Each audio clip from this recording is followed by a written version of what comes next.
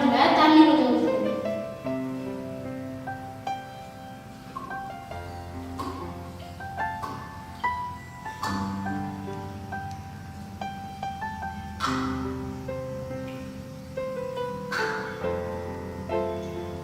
என்ன பண்ற? தண்ணி இன்னும் கொஞ்சம் ஊற்றுது.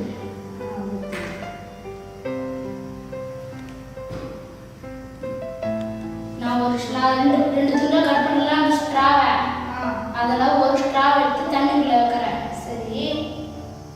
இன்னொரு ஸ்ட்ராவை எடுத்து இன்னொரு ஸ்ட்ராவை எடுத்து இந்த பக்கமா வச்சுக்கிறேன். சரி.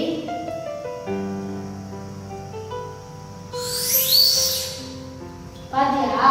பார்த்தேன். எப்படி தண்ணி வெளியே வந்தது?